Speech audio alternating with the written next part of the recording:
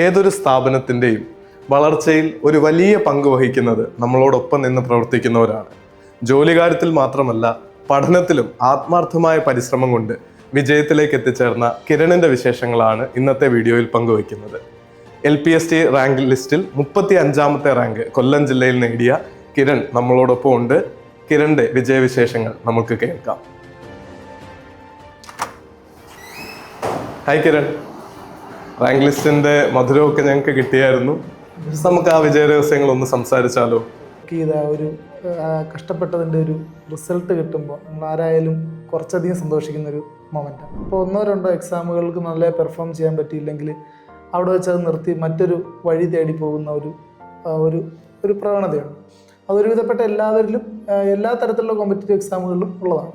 ഞാൻ ഏകദേശം PSCക്ക് വേണ്ടി പ്രിപ്പയർ ചെയ്യാൻ തുടങ്ങിയിട്ട് ഏകദേശം 2018 അവസാനത്തോടുകൂടി പ്രിപ്പയർ ചെയ്യാൻ തുടങ്ങി. പ്രിപ്പയർ ചെയ്യുന്ന ഏകദേശം ഒരു 7 വർഷത്തോളം റെഗുലറായിട്ട് പ്രിപ്പയർ ചെയ്ത് വന്ന ഒരാളായിരുന്നു. വർക്ക് ചെയ്യുന്നതോടെ കൊണ്ട് കുറച്ചുകൂടി ഡീറ്റെയിൽ ആയിട്ട് എനിക്ക് പറയാൻ പറ്റുന്നതുകൊണ്ട് തന്നെ നമ്മുടെ കണ്ടന്റ് മേക്ക് ചെയ്യുന്നതും അതുപോലെ അത് ചെക്ക് ചെയ്യുന്നതും നമ്മുടെ കോഴ്സിലേക്ക് പ്ലേസ് ചെയ്യുന്നതൊക്കെ വളരെ കൃത്യമായ സ്ട്രക്ചേർഡ് ആയിട്ടുള്ള രീതിയാണ്. സിലബസിനനുസരിച്ച് ഓരോ ടോപ്പിക് അനുസരിച്ച് കൃത്യമായി സെറ്റ് ചെയ്ത് ബിൽഡ് ചെയ്ത് വെച്ചേക്കുന്ന കോഴ്സുകളാണ് I+ൻ്റെ എന്നാണ് എനിക്ക് മനസ്സിലായിട്ടുള്ളത്.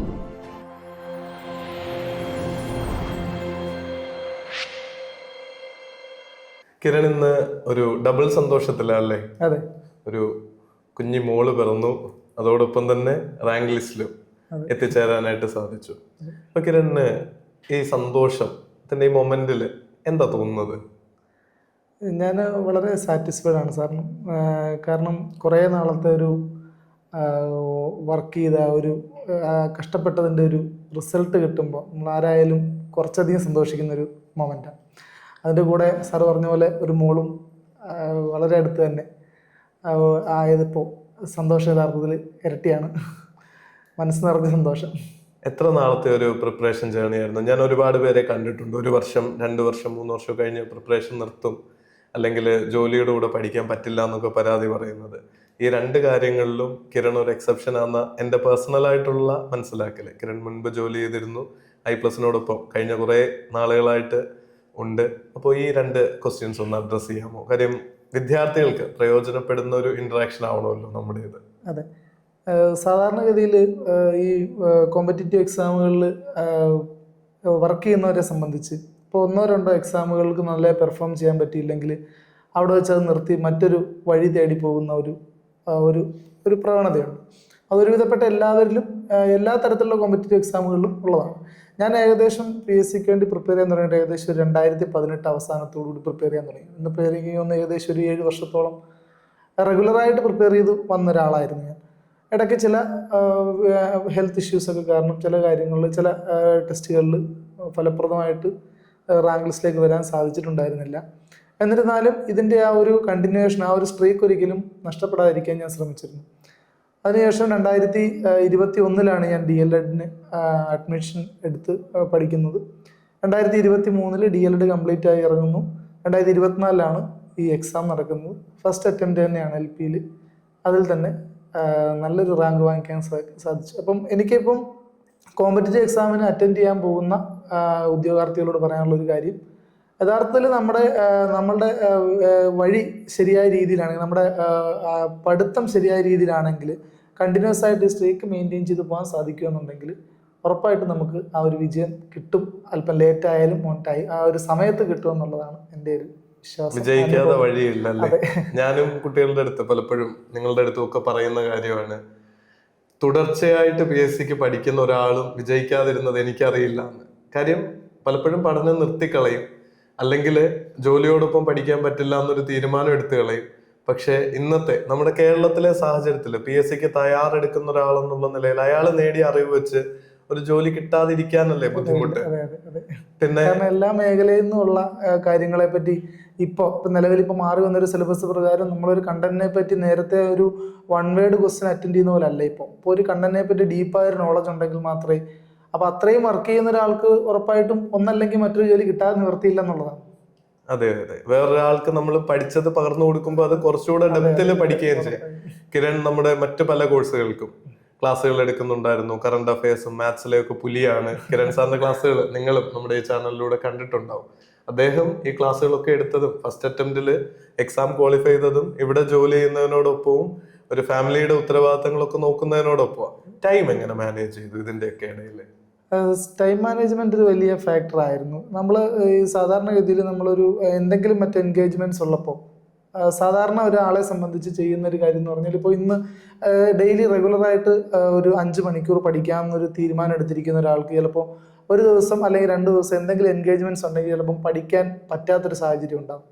അപ്പോൾ അങ്ങനെ ഒരു ടൈം ഫിക്സ് ചെയ്ത് പഠിക്കുന്നവർക്ക് അങ്ങനെ ഒരു ബുദ്ധിമുട്ടുണ്ടാകുന്ന ഒരു സാഹചര്യമുണ്ട്. അപ്പോൾ എനിക്കും പലപ്പോഴും അങ്ങനെ ഉണ്ടായിട്ടുണ്ട്. അപ്പോൾ ഈ 2 ദിവസം പഠിക്കാൻ പറ്റുക എന്തെങ്കിലും ഫംഗ്ഷൻസോ അല്ലെങ്കിൽ ഫാമിലിയിൽ റിലേറ്റ് ചെയ്ത് എന്തെങ്കിലും കാര്യങ്ങളൊക്കെ വരുമ്പോൾ നമ്മൾ അതിലേക്ക് പോകുമ്പോൾ ആ 2 ദിവസം പഠിക്കാൻ പറ്റില്ല, ചില 3-ാമത്തെ ദിവസം നമുക്ക് സമയം ഉണ്ടെങ്കിൽ പോലും പഠിത്തം കണ്ടിന്യൂ ചെയ്യാൻ ചിലപ്പോൾ ഒരു ബുദ്ധിമുട്ടുണ്ടാകും.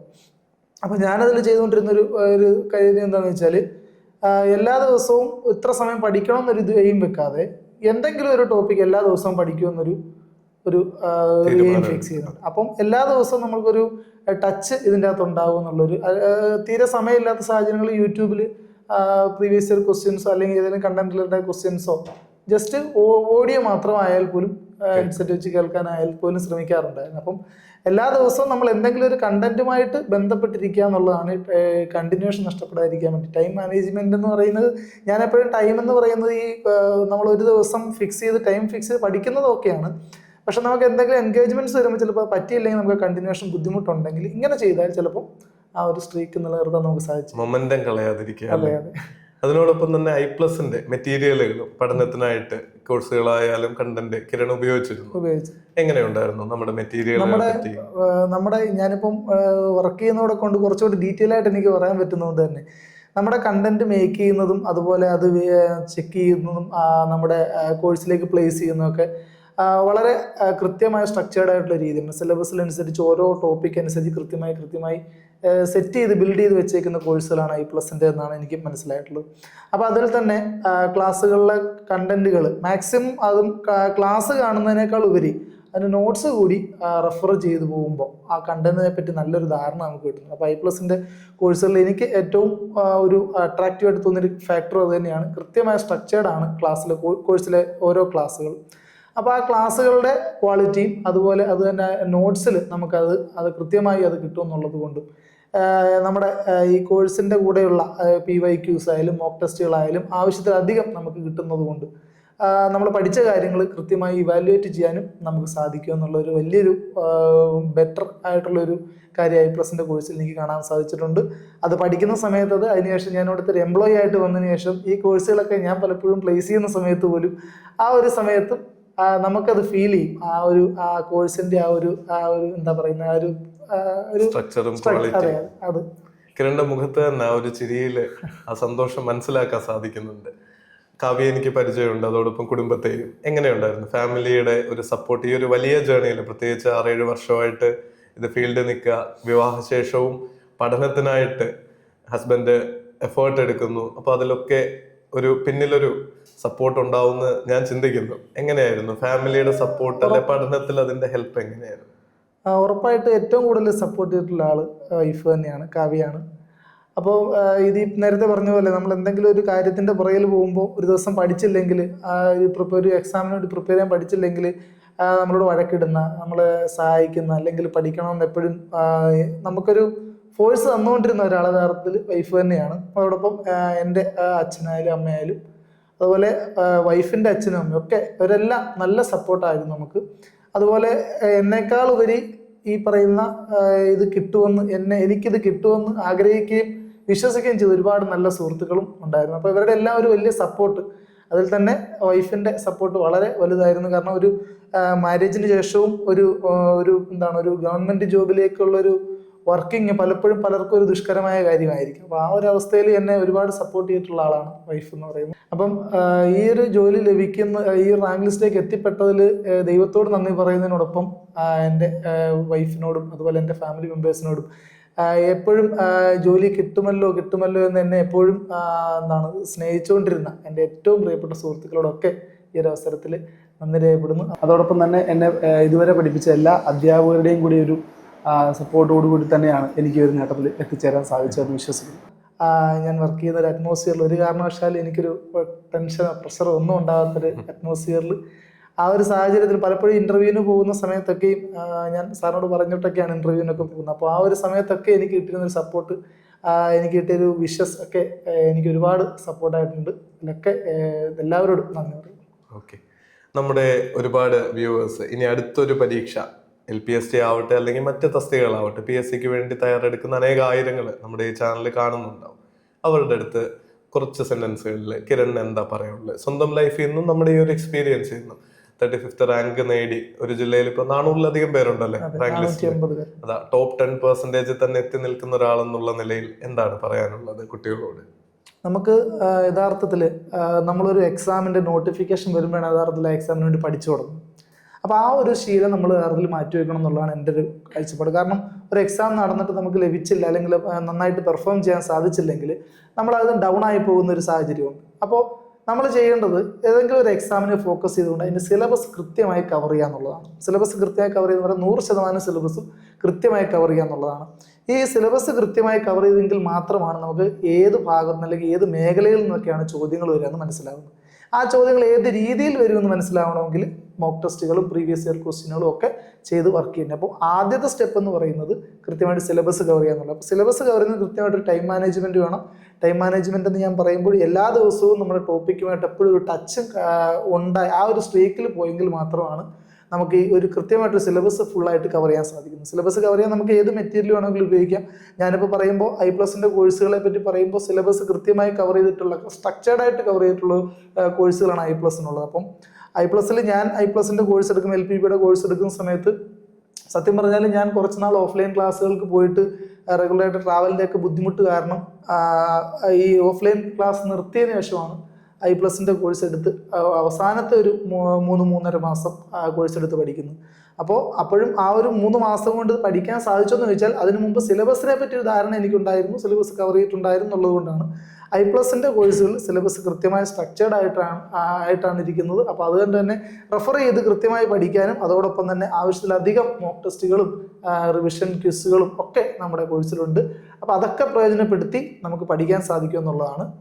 അപ്പോൾ അങ്ങനെ പഠിക്കുമ്പോഴാണ് നമ്മുടെ പഠിത്തം ഒരു റാങ്കിലേക്ക് എത്തിക്കാൻ സാധിക്കുമെന്നാണ് ഞാൻ വിശ്വസിക്കുന്നത്.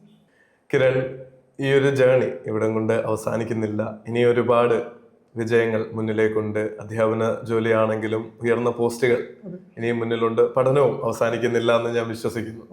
കിരൺ ആത്മാർത്ഥമായിട്ടാണ് ഓരോ കാര്യങ്ങളും ചെയ്യുന്നത്. ഞാൻ അടുത്തു നിന്നും അകലെ നിന്നും ഒക്കെ കാണുന്നുണ്ട് നമ്മളോടൊപ്പം നമ്മുടെ ടീമിന്റെ ഭാഗമായിട്ടിരിക്കുമ്പോൾ. അപ്പോൾ ഇതേ ആത്മാർത്ഥതയും അതോടൊപ്പം കുട്ടികളോടുള്ള സ്നേഹവും ചെയ്യുന്ന കാര്യങ്ങളിലുള്ള ശ്രദ്ധയും ഉയരങ്ങളിൽ എത്തിക്കാതൊരു തരവും ഇല്ല. അപ്പോൾ ഒരു അധ്യാപകനാവുന്നതിൽ എനിക്ക് ഉള്ളറിഞ്ഞ സന്തോഷമുണ്ട്. കാര്യം നല്ല അധ്യാപകരില്ലെങ്കിൽ നല്ലൊരു സമൂഹം ഒരിക്കലും ഉണ്ടായി വരില്ല. അപ്പോൾ ഒരുപാട് കുഞ്ഞുങ്ങൾക്ക് ഒരു വഴിവിളക്കായിട്ടൊക്കെ തീരാനാവട്ടെ. കുടുംബത്തോടൊപ്പം സന്തോഷമായിട്ട് മുന്നോട്ടും ജീവിക്കാനും ഒക്കെ സാധിക്കട്ടെ എന്ന് ആശംസിക്കുന്നു. All the best. Thank you.